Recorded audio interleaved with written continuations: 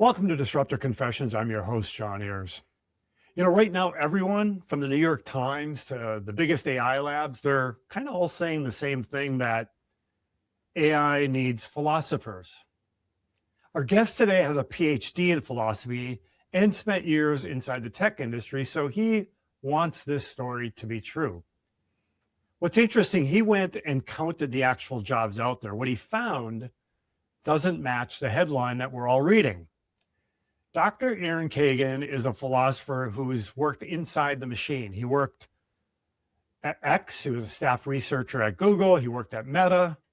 Aaron now runs Grasping AI. Grasping AI, where he helps organizations make clearer decisions about the AI they're either building or they're buying. But he also chairs the American Philosophical Association's Committee on Careers outside of academia. He's exactly where this question gets decided. So what's happened recently, and why I'm so excited to have him on the show, is when this headline where AI needs philosophers story hit the New York Times most recently, Aaron and his co-author Charles Lassiter did something that almost nobody really does. They checked it. They reviewed over 1,800 open job roles across 11 AI labs, and none of them required a philosophy credential. So what's crazy is I just am curious what's going on here. And with that, Aaron, welcome to the show. Well, thanks. I really appreciate you having me and digging into this issue. I'm excited to be here. We've been interviewing guests on this show recently that sit around human-centered design, technology. Where does this kind of intersect? They sit kind of where I sit, around business and human-centered design and technology. You actually are at the intersection. You're at the intersection because you're PhD in philosophy, but you worked in technology. So I want to start, why did this headline of AI needs philosophers, why did this strike a nerve, and why now? This struck a nerve because it's obviously very close to my heart and my experience and the kind of work that I do every day and the folks that I interact with. As you said it best, like I really wanted the headline to be true, right? And I think really I think it's half true, right? I do believe in the objective fact that these companies do need folks with the right kinds of philosophical training in their organization. But that doesn't mean that they've necessarily created a job market for philosophers.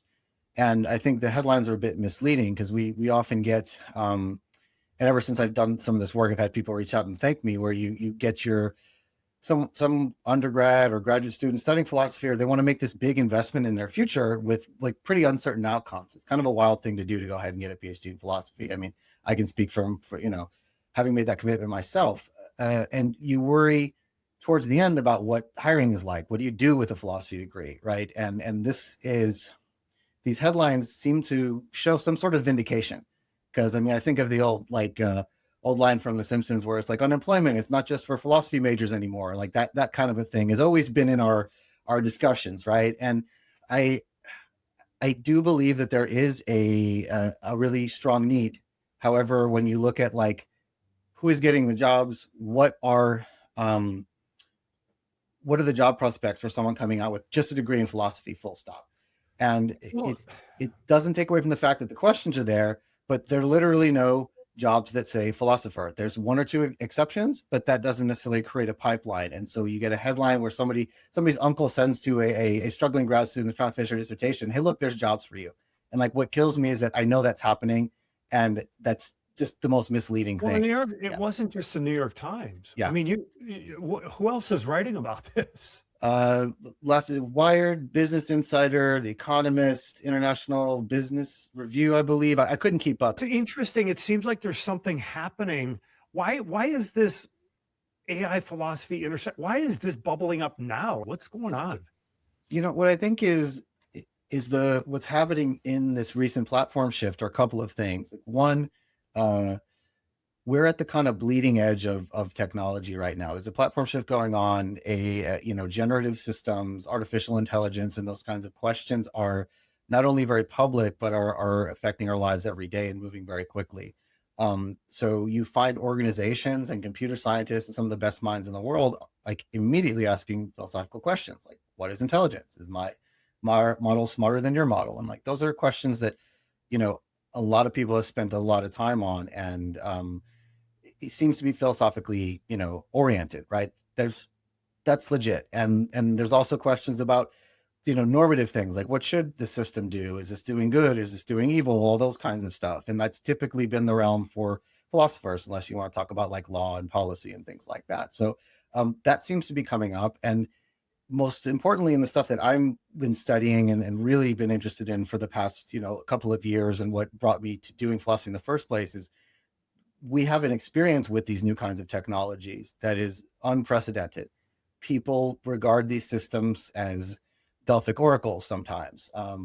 Others use them for the tools and the specialized capabilities that they've got, like to predict, you know, the sequences of protein folding, and everything in between.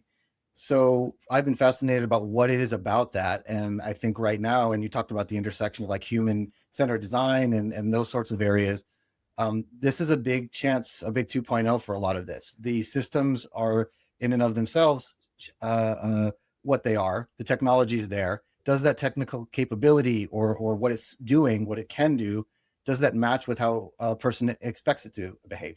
Right? Should I ask this thing for life advice, or should I ask this thing how to run another test on the security of our databases? You just kind of called something on. I think you just hit on something, Aaron, which is, for a year or so, maybe more, we've been talking about governance and AI ethics, responsible AI, public policy around AI. But the philosophy side of it is it's more visceral and very human, that goes almost beyond the ethics and governance. Walk our listeners through, what did you actually do? Like the snapshot of these, tell us what you did. How did you go about like assessing these roles? So yeah, absolutely. So Charlie and I have worked together for a long time. We co-authored a book together recently. We've been publishing for a while. We've known each other since grad school. He's been quite an authority internally for the academic job market. Just bear with me. This is kind of worth the journey. Yeah, please. In academia, hiring numbers and who gets what jobs or who doesn't get a job after graduation, those are pretty tough to find. Charlie's been working for a long time trying to consolidate that to get more transparency and a lot of visibility on it. He's become somewhat of an authority in like academic philosophy hiring. He's done some recent work in that, showing that this is an interesting piece. It's like there is an uptick in AI centered or AI focused academic positions and academic jobs or training and programs. There's a big uptick there, and rightly so. So I said to him, I was like, seeing these headlines, I know this isn't the case because I've worked with people who have philosophy degrees, but it's always been, we never got hired as philosophers, full stop. We kind of had to sneak that position in or use that to leverage something we're already doing and that we had been hired for. So that didn't jive with my experience at all. So, and I obviously had very strong feelings about it. And with people that I work with every day and folks that I mentor, I want to make sure I got this right before I went out and made a more public claim and pushed back against these headlines. And so I said, okay, let's just take a quick snapshot. Like, can you run the same kind of stuff that you've done over to job market postings? Like, are there any there? So we took a quick snapshot together, examined, like, as you said, around 1,800 plus different job roles, looking for roles that like require or clearly request philosophy training, right? Or titles explicitly associated with philosophy, not like a nice to have, or, you know, like a certain job posting be like, if you want to get a job, like NBA job posting, right? It might be the best person ever at data or project management or something like that, or Brad. And it'd probably be a nice to have that you are into basketball, right? You don't necessarily need to. It's a good look and it could give you a little edge. But apart from that, where are the roles that say someone needs philosophical training or degree in philosophy required, right? There's sometimes things associated with like substantive work involving like ethics, safety, alignment, or governance or policy. And so that really ended up being shown up in just the boilerplate towards the end of these things, like AI or machine learning engineer or product manager, AI systems, then towards the end, you'd have these blanket statements that are basically like generic language around values and ethics and alignment and governance, which again, that's the spirit of the organization and what they want to instill. And those are the kind of people they want to hire. Great. But there was no consensus of anyone being employed by these companies that had a philosophy degree, right? sometimes there's things that are referrals, and like there's little things here and there, but like that if the public claim is that AI companies are currently hiring philosophers, public job boards are an important part of this place that the claim should be visible, right? And so just to reiterate some of the numbers there, 1,800 plus listed jobs, about 11 AI labs, 0 roles requiring a philosophy credential. If you took the boilerplate stuff, then it goes up to like 26%. They appear related to things like ethics and policy. But if you sort of remove those, then you remove these kind of what we call incidentals. Only about 5% of this work was anywhere substantively involved in ethics or philosophically around things. So like what we didn't find that philosophy was absent. We found it was like not a legible hiring category, right? Like that's kind of the bigger takeaway here. That's not as good of a headline. It doesn't sound as fun, but the reality is if you are getting this degree, it's not going to be enough to get you a job at one of these companies. And that right. I mean, we call a product manager, a UX researcher, an engineer. 100%. Like these are roles everybody sees, but the headlines are saying AI needs philosophers. But you're finding the reality. I want to also ask you, because kind of coming off of that, and kind of what your background, your intersection of philosophy and working in tech.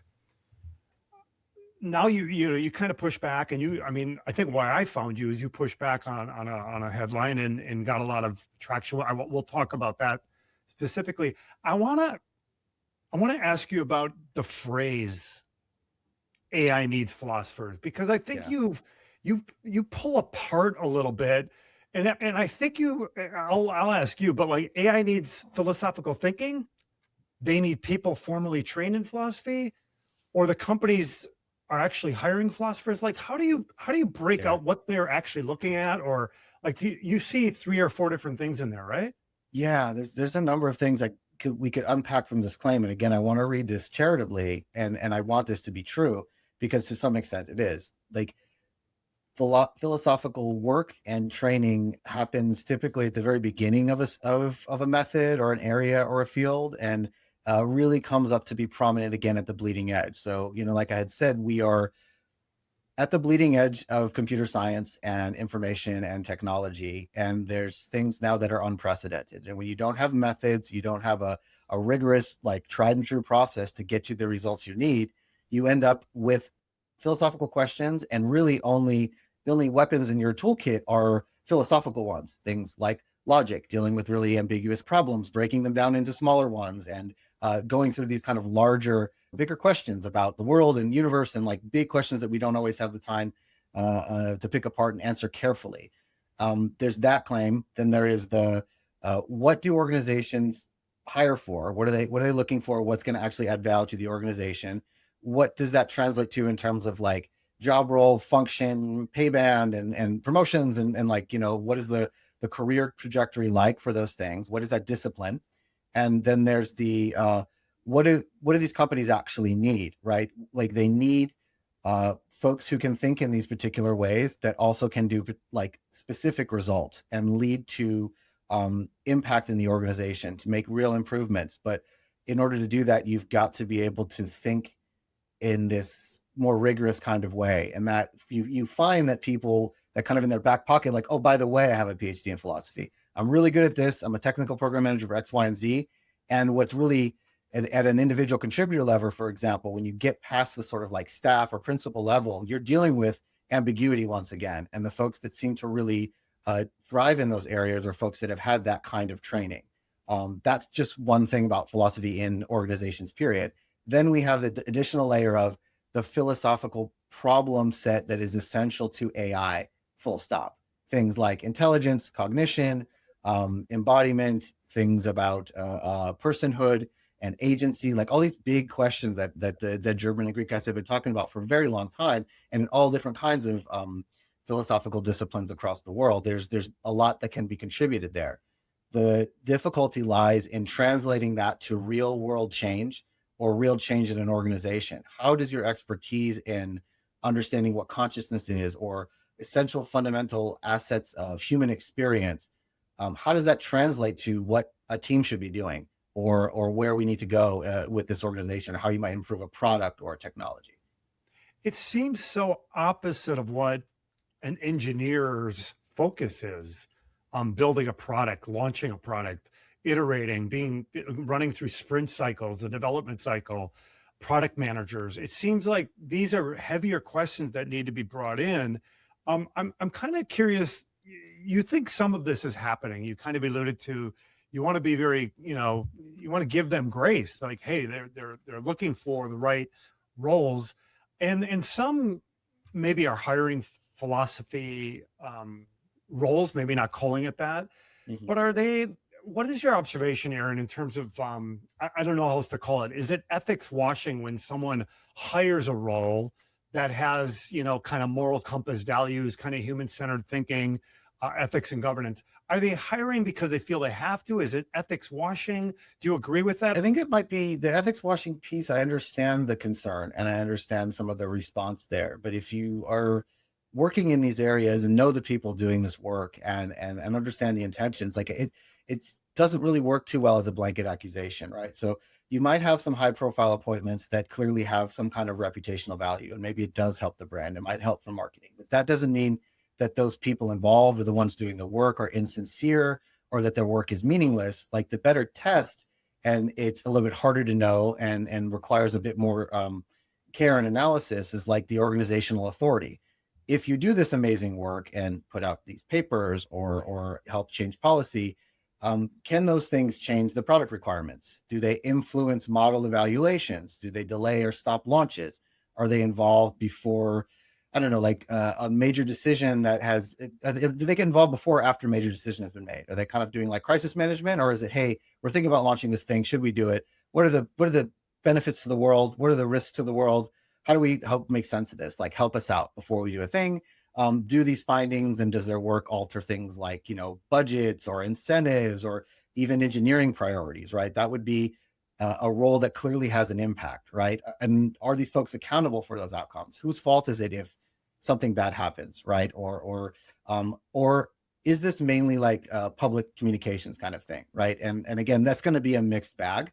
I don't think that is universally true across the board, right? It's less whether a philosopher is present than whether an organization gives that individual or that role any kind of power or decision-making authority. It's a hard thing to tell, but you can sort of figure it out towards the end. Yeah, I mean, I think the other question that makes me think about is if they're not hiring someone with a title called philosopher of Yeah, AI, what is the work that is being done? What are yeah. people hiring? What's the job description? What's the title for that role if it's philosophy adjacent? It's fascinating because I've seen folks that, they would arguably not be doing philosophy every single day, but then something from that training rears its head and they're completely differentiated and have done amazing things. Like I have known software engineers at Google and elsewhere that have philosophy PhDs, project managers, product managers, program managers.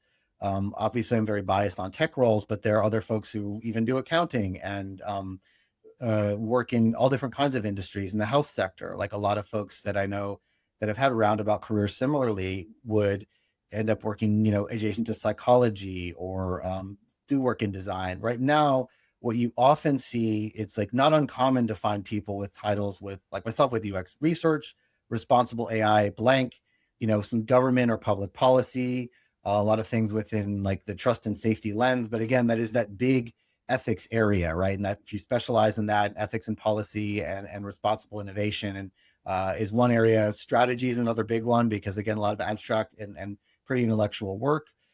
Legal and regulatory work, philosophy and law have always been, interesting bedfellows as it's gone along. You look at a lot of pre-law folks, they do philosophy beforehand. You look at risk assessment and compliance roles, or even technical research and engineering is another thing. And, I've also known folks who've got, I mean, I couldn't do it, but double PhDs, and like you have one in philosophy, but then also computer science. And you're like, whoa, Right. that will enable you to do all kinds of stuff. But you actually, there isn't the credential of must Yeah. have a PhD in philosophy. You're not seeing that in these job roles No. yet. No. Do you think that's coming? I'd like for it to be coming. I think it is in certain areas, right? Because part of there's confusion at both sides of this, right? In academia, like the title philosopher could mean a lot of things. I know folks who are computational philosophers and they code and know in software engineering better than like definitely better than I do, and most engineers that I know. But there are also philosophers who are really into literature or critical theory or very abstract analytic metaphysics and things like that. Some of those specializations or focus areas are going to be much less relevant in some of these roles than others. Hmm. If, for example, like I specialize largely in like embodiment and the mind and perception and ideas, for example, of um, visual perception and the body and how that it generates certain kinds of experience. There's all sorts of fun stuff in phenomenology and neurophenomenology around that. That was quite relevant when I was at Meta working on a virtual reality metaverse product where you have, the visual system is dominated, your body is clearly not in that virtual space. What are the ways that we can use that understanding of what the experience is like for an end user to develop products, or what should or shouldn't be the case? Do you need to double down on visual fidelity when you know that haptic sensory input could actually make the experiencing much more real, but it's super expensive because it requires hardware? Like, there's all these kinds of things that you might know and that could sort of come out, but if you're not working in those spaces and understanding software development life cycles, product initiatives, objectives and key results, and bottom lines, and profit and market penetration, these other business type things, you are not really going to know where you plug in, or even why an industry, like how to make yourself appealing to folks in industry. You mentioned Meta. You also worked at Google. And if I recall, like maybe you can share a little bit, because you kind of just touched on the fact that people have formal training in philosophy, but you don't know it till after you connect with them and you realize, Yeah. oh, they're an engineer, but they actually have a PhD in philosophy Yeah. or formal training. Can you share a little bit of what you kind of came across, how you developed some of that at Google, I think it was? Yeah. So, my path was not necessarily like a career pivot. It was more like a long process of translation, right? My academic work, as I said, was about embodiment and embodied cognition. How do people make sense of the world through action and in the world and in the environment? Um, at Loon, this appeared in questions about how people supervise or collaborate with autonomous systems. The fancy word there is human automation teaming. And at Meta, it was around, again, virtual environments and social interactions. And at Google, it was also around like people interpretations of trust and information produced by mediated AI systems, right? It was rarely hired because someone decided they needed a philosopher. I was hired because, I could study complicated human systems, clarify what was happening, and turn that understanding or analysis into real product decisions. And at Google, it was about 7 years ago now, when I first started there. It was an amazing place. You got like 300,000 people roughly all across the world. Everyone's got some intimidating, overachieving kinds of credentials, super smart, and really just genuinely plugged in and wanting to engage intellectually. And given all those different kinds of backgrounds, I was like, there's got to be someone else like me. It just feels weird. The philosophy degree thing is kind of perverse to have. You're just like, who else did this? We got to talk, if anything. So I kind of put out in one of our internal message boards, like, hey, does anyone else have this sort of training? I'm also seeing this like come up in my work, and I'd be curious to see how this is understood. Or, there are lots of engineers, for example, who are philosophically curious about stuff and questions about the mind and consciousness, and super smart, just may not necessarily have read those texts, right? Or the same kind of training. And so initially it was myself and like two other folks. One is Google's first AI ethicist, and another one has to do with, like, he's over at Meta now, but has to do with largely with like safety and compliance. We started chatting. I was like, oh, your role is this. How did you get here? And we all had these weird non-linear stories of like how we sort of fell into this role or came into that, or how we got out of academia, what we studied, and whether it was relevant. And it was like, oh, this is kind of cool.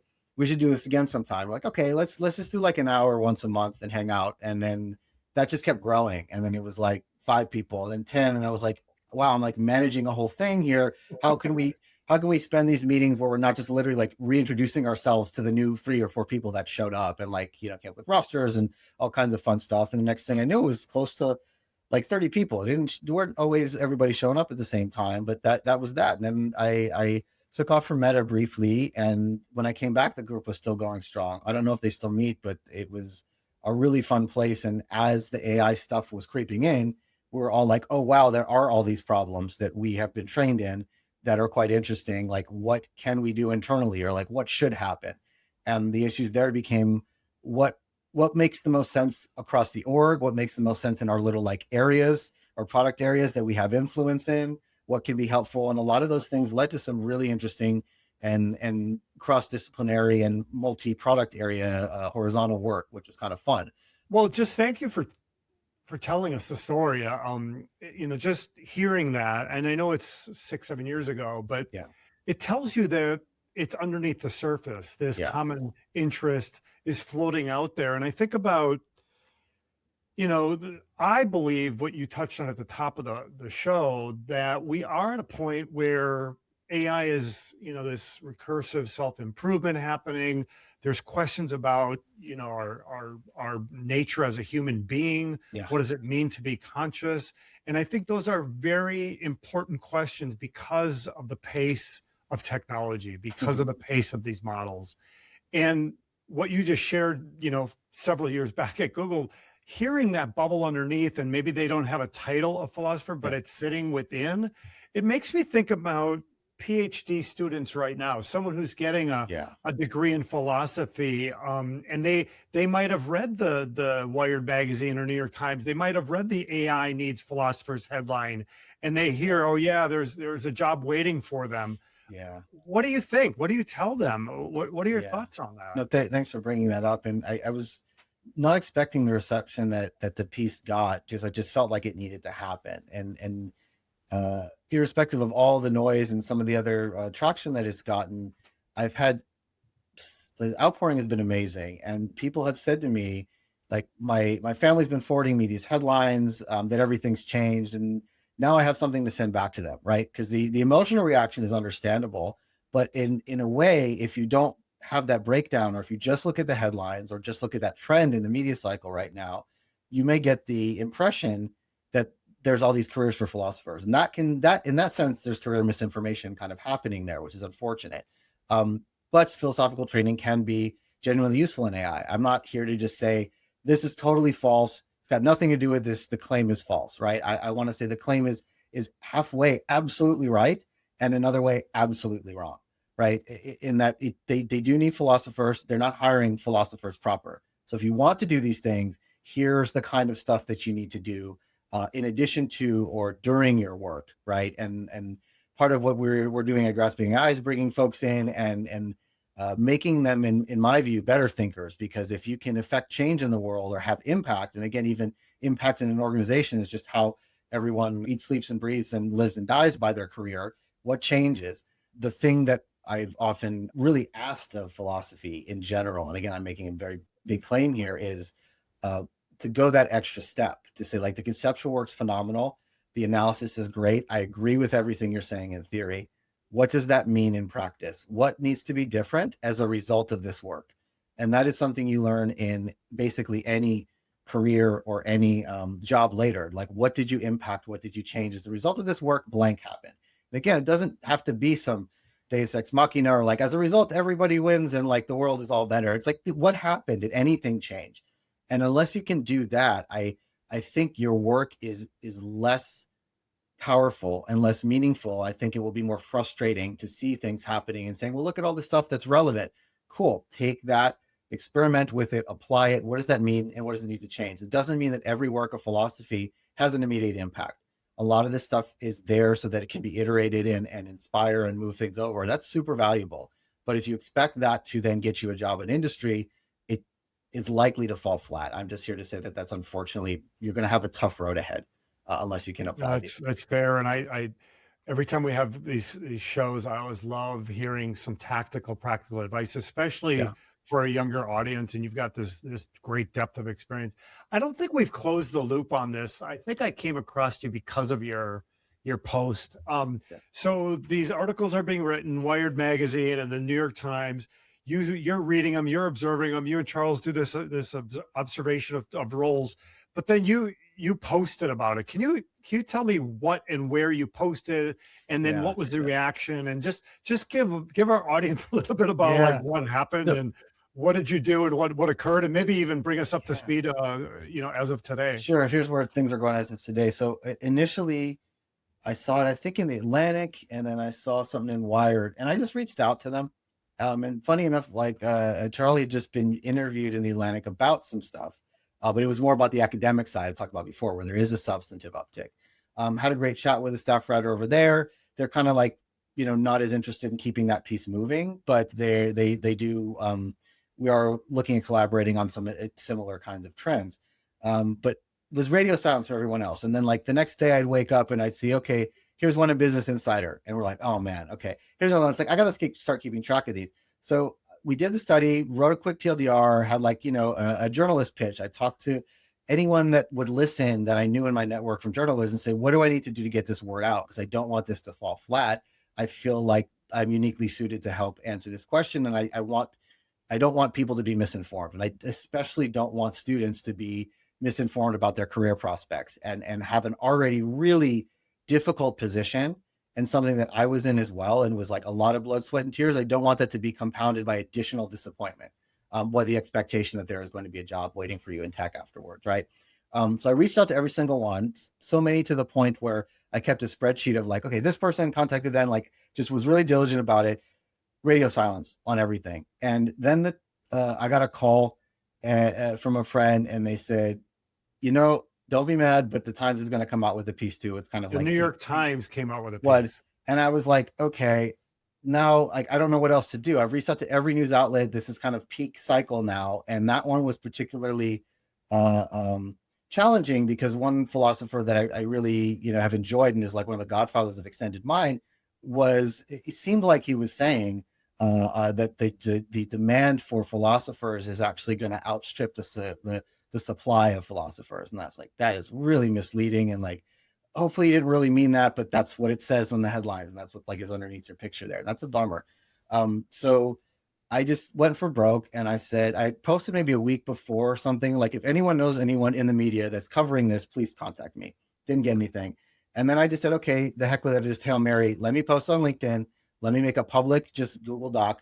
And that just took off. I've never seen numbers like that before. And like hundreds of people connecting with me, reaching out, commenting, super fascinating. And then a big, one of the larger kind of forums and publications in academic philosophy called the Daily News, we had reached out to them and they said, yeah, of course, we'll publish it. Makes a lot of sense.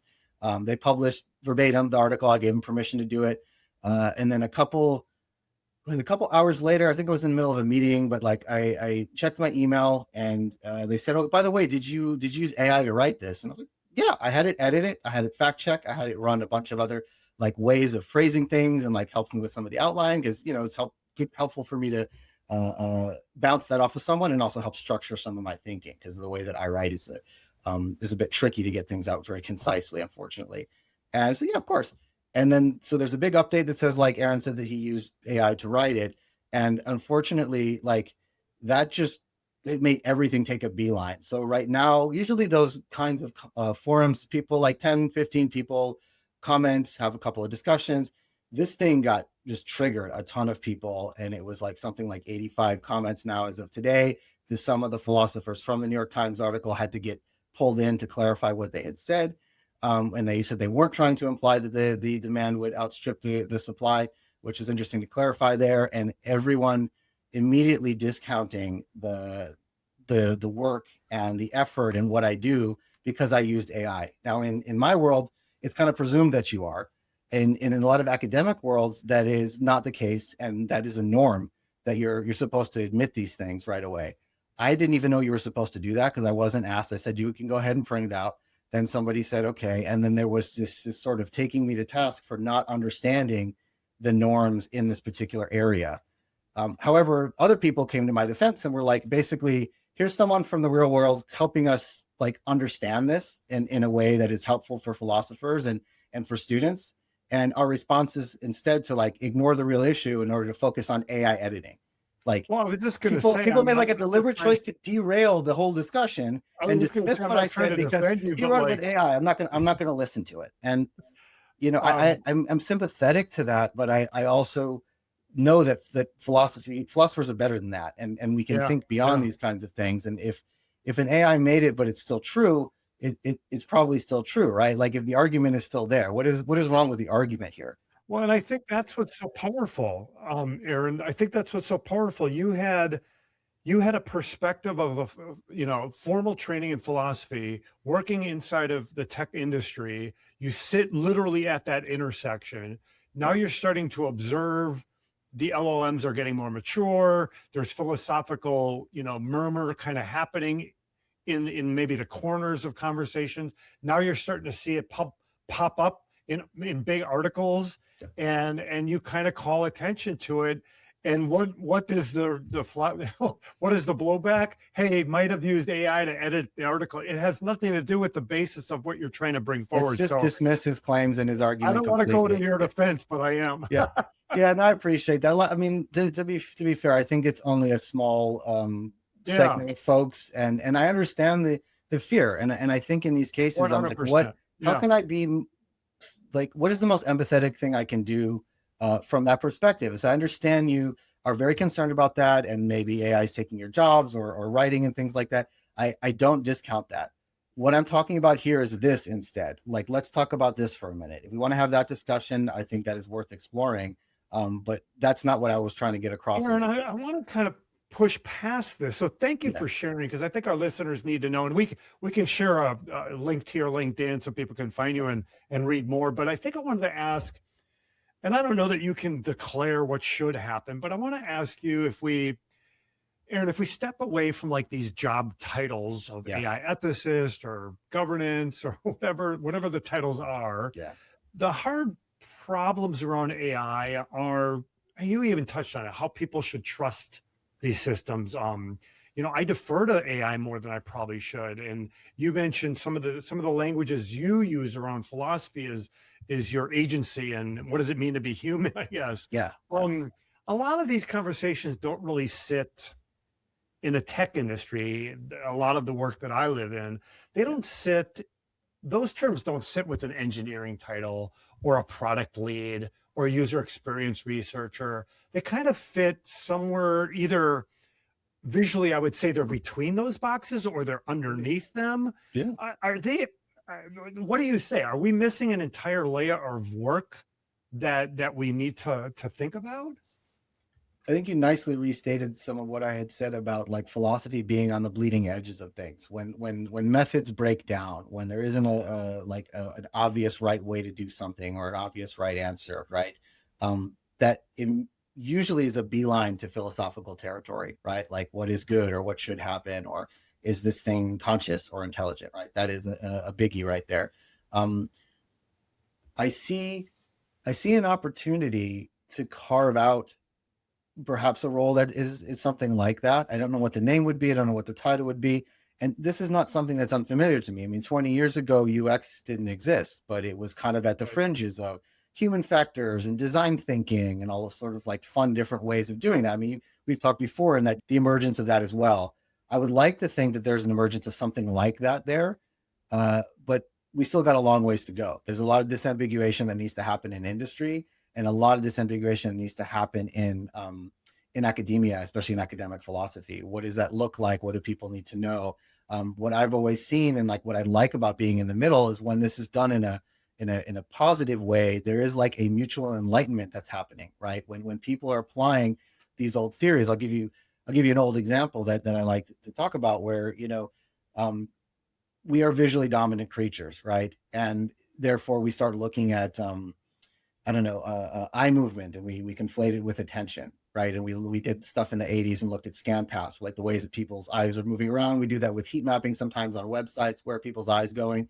And oftentimes that was conflated with attention, but any good like phenomenologist or philosopher will tell you, you can't conflate those two things. If you've ever been to a bar, you're looking somewhere, but maybe your attention is not exactly where your eyes are focused, right? I mean, that is just a kind of a cheeky anecdote, but it tells you something about what we're doing. However, that information, if it is looked at under a different lens, which is what I did as an undergrad, if you look at that under a what I'll call an active perceptual lens or a sensory motor contingency lens, I won't get into all of that here just yet. It actually can explain something quite fascinating and help you with developing certain kinds of things. And you still can use that data, but it's better interpreted and more effectively and reliably predicted under a different kind of lens, right? And you can also go all the way back to Aristotle and say, it's better to understand vision in terms of not just like snapshots, but vision is what he calls, the primary form of sense. Aristotle said was touch, evolutionarily as organisms, right? With all skin and worms and those kinds of things that were sensitive to touch and pressure. Then you go quick jump to sort of existential days and phenomenological days. We have someone like Merleau-Ponty saying vision is palpation with the look, like when you're moving your hands around and feeling for something in your pocket. If you understand that as the primary form of the way we explore and grasp and palpate the world, then vision all of a sudden starts to seem a lot different. And what you need to do to understand how vision works and visual processing works is a lot more effective, because we have a blind spot. We have things that are foveated and focused and are not. The experience, though, is of an uninterrupted visual field, and that we can pay attention to everything. But that's not how it actually pans out, right? Even biologically, there's a whole part of your retina that just doesn't have light sensitive cells in there. There's a whole part of your visual field that there's just holes in it, but we don't experience it that way. So that kind of stuff is super relevant and really fun when you get to that. What do you have to do? You have to know the neuroanatomy, know some of the computational theories, and be charitable about the language in which the people are describing it. So just trying to learn things. And then you have to know these really mega, sometimes overly intellectualized frameworks that are super helpful to, and then apply them. So I don't know what to call that job. I love it. And if you figure out a name for it or know someplace that's hiring, I would love to help facilitate that. But I feel like that's maybe where things are, like, that's where like Aaron's, idealistic world is going. You also have a lot of things in terms of philosophical analysis, in terms of ethics, or folks that I've talked to as like ethics consultants or people that work in ethics in different AI companies and things. They are finding their way, and certain companies are get it so well that they find the right people and just make a job that fits them, as opposed to these very rigid disciplines. And again, there's pros and cons to those approaches. And I'm not a big, organizational thinking or business guru or anything like that. So I couldn't tell you how that is supposed to shake out. Well, this is why I'm just incredibly grateful and fortunate to have conversation with people like you. You're speaking about concepts that obviously you have formal training, live and breathe and sleep and eat this content all the time. So you can just speak at it about it so fluidly. Maybe there is something lost in translation. How do I say we, but how does your industry actually make philosophical training more understood or more valuable inside the walls of technology? I think it can make it more impactful and more visible, right? Because at the core of it, software is nothing but propositions, if then and or else if kinds of statements. One of the foundations of philosophy is logic, right? You've got the principle of non-contradiction, and then you've got like philosophical arguments, and you have people taking natural language statements and turning them into almost math problems, right? That's a whole area in specialization in philosophy. That's pretty darn close to programming it to a certain extent, right? Then you also have in philosophy, there's lots of stuff that's not propositional. Like if I tell you, if you put your foot down on the clutch and then press the gas pedal and let it up at the same time, can give you all these propositions for how to drive stick. If I do that and you say you understand it, and then I go and let you drive, the vintage motorcycle or car, you're going to stall right away. That's because the ways that a lot of knowledge is inside us is not propositional. Good philosophy can help you apply that or figure that out. And that actually has implications for computation and robotics and all these other kinds of things.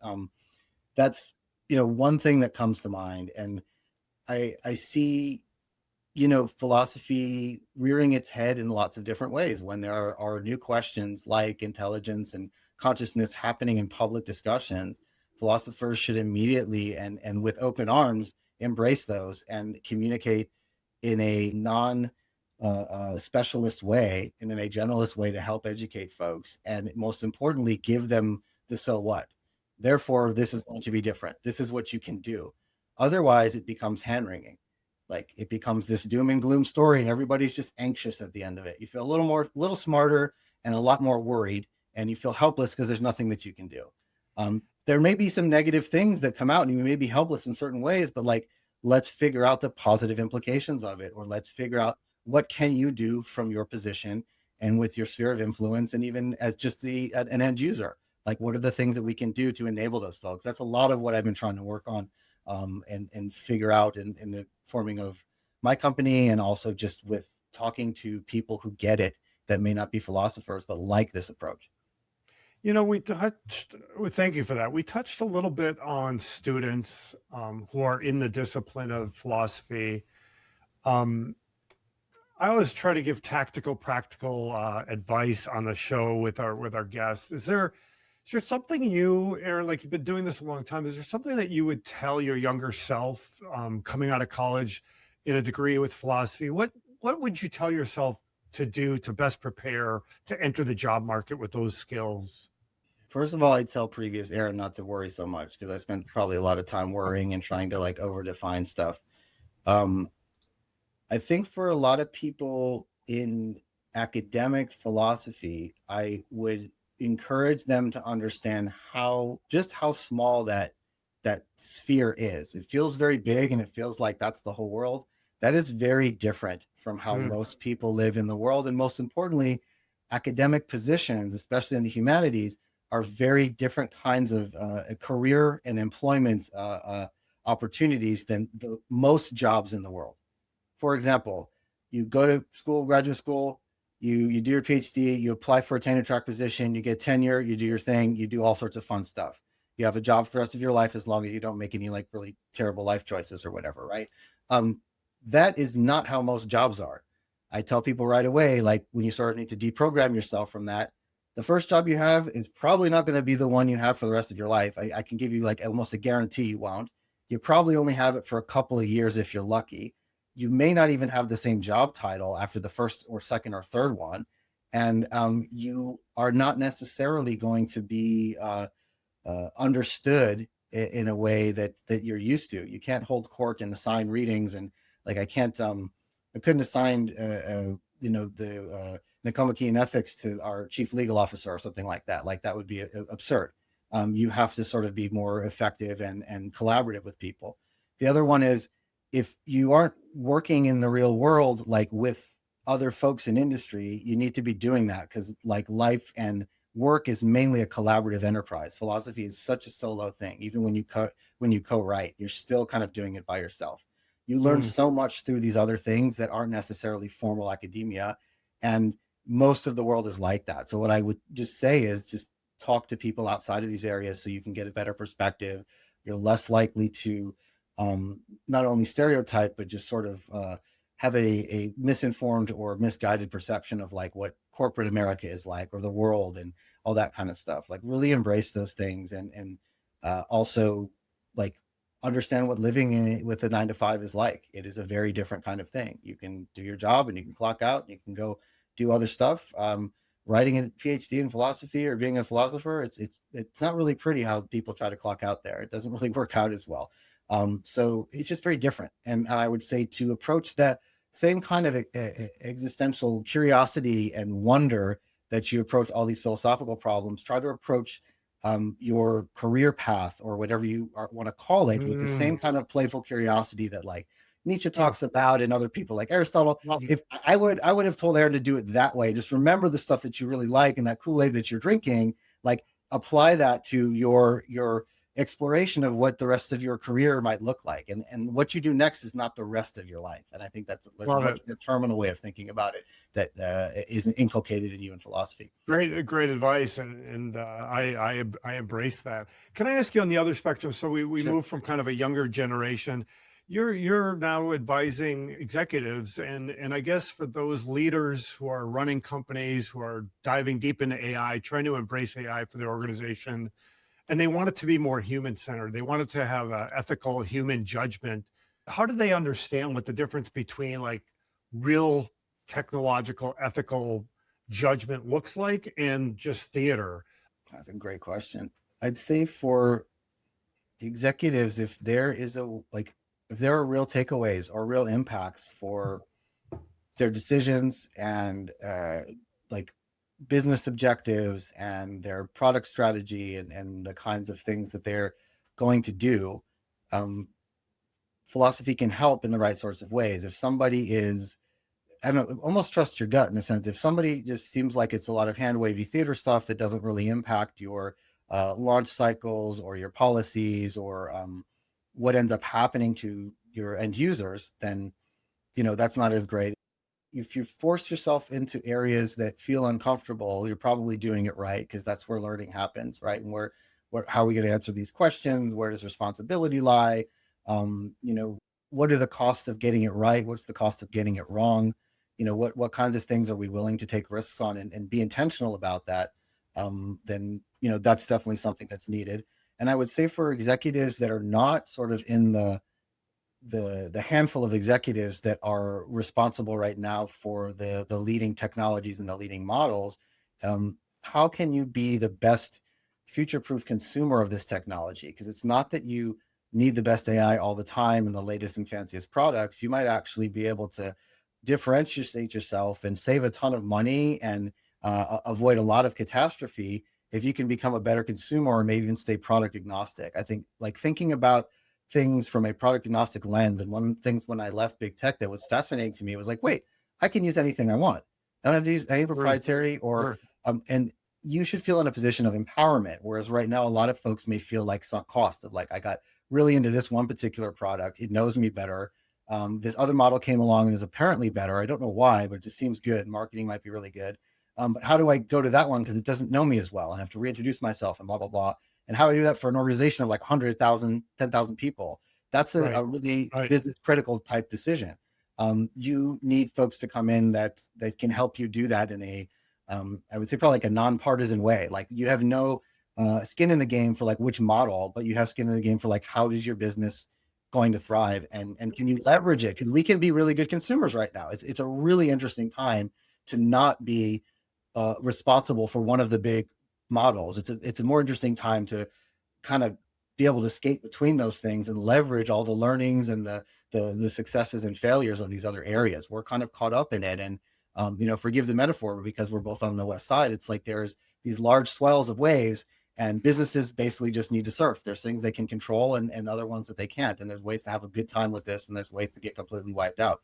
And I'm really sorry to use a surf metaphor, but I'm in Venice, and I have No, to. no, and I think, well, what I'm taking away is be neutral and thoughtful, and your discipline can bring that thoughtfulness and that mindfulness. Aaron, like, this has been amazing. Before we wrap, I always love to fire off some Yeah, quick hit questions, and I know this is probably brutal for someone who thinks a lot, but I can't let you think. I just need you to I'm here respond. for it. So, Yep. let's go for it here. So, Aaron, 5 years out, are AI labs hiring more people with philosopher in the title, or are they hiring less? More. Perfect. The philosophical work that is happening today inside of AI labs, Right. would you say that it's done well, or do you think it's being done poorly? Mostly poorly, because it's not for the lack of skill, but I think it's because it's being introduced too late in the process. And it may also be separated from real decision making power or authority, right? It might be treated as like a reviewer towards the end, where there's nothing that can really be done but triage, than actually part of the design and development process. Brilliant. We talked about students quite a bit, and I really appreciate that. Yeah. But if someone wrapping up their PhD in philosophy this year, next year, is it an asset for the job market, or is it more of a liability? What do you think? And what I tell people typically is that it's both. And what I mean by that is, it's absolutely an asset in the skills that you're learning and the ways you can apply it, and the impact that it will have down the road. Initially, it is a liability, because if you're coming to apply for an entry level position, which you shouldn't be applying for director stuff without, you know, industry experience and all that. Um, you are going to be regarded maybe as someone that might not work well with others, maybe overeducated, like why, like you don't make sense as to why you're applying. What is it about your training that brought you to want to do this? So you have to do a lot Right. of work to establish the legitimacy of like why you want this job, the having the skills necessary, the basic skills, the entry level skills to do the required job, and be able to effectively communicate and learn how to interview and stuff like that. Most disciplines will help you with that. I feel like philosophers at a complete disadvantage, because there's just no training, formal training that exists for that. I work with universities to try to work on those programs, but it's so that's why it's both. You have to hide it first, and then you can sing it from the mountaintops once you're all bona fide and established. It makes sense. Can I ask you about? I'm going to give you a bigger risk. What's a bigger risk? Is it Is the bigger risk that AI is built without judgment, or is it that the judgment is there, but it's really just for show? What's a Mm. bigger risk? Judgment is just for show, I would say. I mean, that's, to me, I don't think it's as heavy of a question. I just think that stuff creates a false confidence that the problem has been handled. So if you say Hmm. like, we're thinking very intentionally about this and we have like, our system has the best judgment, you might not really be able to back that claim up, and like, it's a lose-lose, right? Whereas you say like some humility, I'm not sure. If you think back in the day before AI, if I told you as a business owner or a product manager that I've got this thing, it's really costly to use, and we can never be absolutely sure exactly what the output is going to be, but like, let's invest everything in it. Hmm. Would you say yes? Hmm. That's essentially what A these really systems good are at the point. moment, and like, for better or worse, but that's literally what a generative technology does. It costs a lot of money, a lot of computing power. It does some amazing stuff, but you can almost never predict with 100% certainty what the output's going to be. Whereas pretty much every other kind of technology, you can get certain kind of like reliability from your site. There's a whole like area of engineering that's devoted just to like the reliability of outputs and the consistency of those kinds of things. So yeah. For sure. User acceptance testing, quality assurance, Yep. et cetera, all the Yep. things at the end of a production cycle. Yeah. Um, what is one thing, you've read a lot of these articles and certainly spoken up about it, but there's a thread, there's a theme kind of through all these AI needs philosophers stories. Um, what would you think the loudest voices out there, what are they getting wrong in that AI needs philosopher story? I think they're confusing or conflating the need for philosophical work in these areas with a labor market for philosophers. That's been my Hmm. biggest sort of, bee in my bonnet, so to speak, is that those are conflated. Then that's why it's only half true, right? The first part of the statement is true, like, there's a need for philosophical work. The other part of the statement is false. There is not a labor market for philosophers in AI right now. All right. It's called Disruptor Confessions. So I got to ask you, do you have any confessions? Any confession you want to share with us? Maybe something you catch yourself doing, Hmm. something getting wrong, something maybe the field needs to hear that isn't being said. What would you like to share that you haven't really spoken about publicly? I think I still overestimate the power of just like a good argument, right? Inside Mm, organizations, we sometimes think we understand the problem perfectly well, and fail to act on certain things because of like authority or timing or incentives. But what's always, even if I'm not in a position of decision making or power or influence, just by restating something that says, yeah, sounds like you're saying this, and this. It sounds like you're saying this, and this. Again, using those analytical skills and logic skills. So seems like at this level we're aligned, and in this level we're aligned. But then when we get to here, like, what's going on? And for me, I've always, like, I just think I forget how powerful that can be sometimes, right? Where we're like, power of a when good that's happened, I argument. was like, whoa, then now everybody's having this discussion over here and it's focused, and it's not this sort of like politics thing or power grabbing kind of deal. It's like we're having a real discussion and learning some stuff from each other. And that's super fun. I forget that sometimes. And I think I forget that in my own work when conversing with folks. But I think, if anything, this recent sort of segmented backlash and what I've done is taught me that as well, is like, really having the wherewithal to be empathetic, but also hold your ground and hold your position in what you know to be correct, and learn from that. So, okay, um, there's a whole discussion to have there. You're right. Okay, that's maybe what I had to do, and like, again, been transparent was not my intention.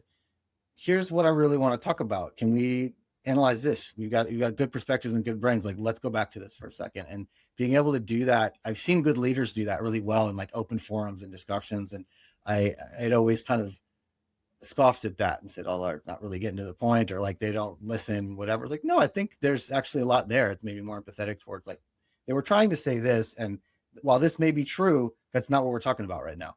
No, it's great. It's a great point. It's a good reminder for me as well, and for our listeners. A good argument. Hey, Yeah. if more philosophers are not instrumental in the future of AI, what does the future look like to you if they are Hmm. not involved? I'd say people would be doing philosophy implicitly. I mean, maybe not in like the strongest way, maybe in like a C- kind of way, if you're to be like a professor about it. It's hard to be value neutral in anything. We always kind of bake in our biases and our thinking into stuff. It's not really a concern for me that like really good engineers and designers or product leaders can't think philosophically. I think many do. They may not just have the formal training. I always make a joke that um, it doesn't take a person, you don't necessarily have to have read Being and Nothingness to know that the universe is impartial and is indifferent to you. You can go on a hike and break your leg and nobody's around, and you can know that the universe is quite indifferent to you, right? You don't need those kinds of things. So just in the same way, you can be philosophical. The concern is that like if this work remains informal and unrecognized and disconnected from like the sustained experience of what people are developing and what people are what's happening to folks, then that's something that is a cause for concern. And I don't think it will happen. It doesn't get the opportunity to strengthen and develop and thrive. People are sort of having to like shove it in the cracks where they can and do it really quickly on the side, rather than give one the opportunity to do this well and to do it in a strong, focused way. Well, thank you for that too. Aaron, what is grasping AI as we wrap up? I want to make sure people know what you're working on now. What is grasping AI?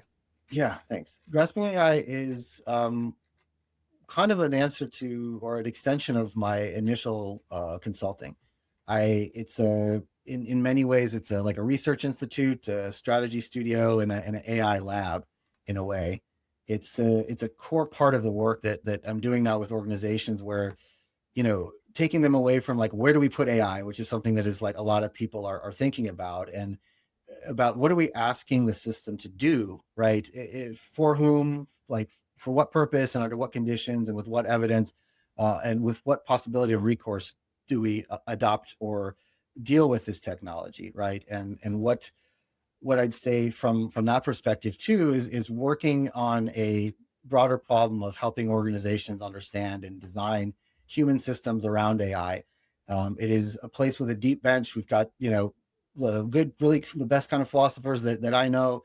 Some guys in human factors, some engineers, folks in policy, to center around it in this kind of mutually enlightening way. That is everything from being a very large community first and having these discussions, enabling people very publicly and in a very sort of open source kind of way, to then specializing with organizations and customizing things that are bespoke for them, learning from all this and flipping it all back and sharing the learnings with people and creating products and systems and frameworks that really do help folks out. And for me, it's just been quite a ride. I love it. I love it. So people can find you at Grasping AI. I think we connected on LinkedIn. People could find you on LinkedIn. Is that right? Yeah, find me on LinkedIn, and if you look at that article called the Philosophy Job Market Deepfake, I think if you Google around there on LinkedIn, you can take a look at kind of what sparked a lot of this. And the book with Charlie that I mentioned came out. It's called An Introduction to Embodied Mind.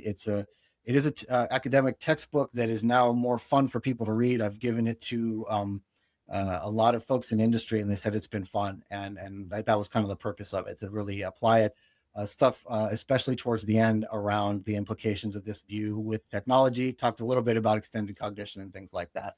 Thank you. Fantastic. I'll shamelessly show it to you. It's a real physical book. It exists, right? Oh, So fantastic. And we'll be sure to put all the links in for Aaron down below. Aaron, Dr. Aaron Kagan, thank you so much. This has really been fantastic. Thank you so much for the time. Thank you for the opportunity. Really appreciate it. Yeah, and those of you who have dialed in, whether you're watching or listening, we always appreciate it. Please, subscribe, follow us on Substack, Disruptor Confessions, and as we always like to say, until next time, please stay curious. Thanks again, Aaron.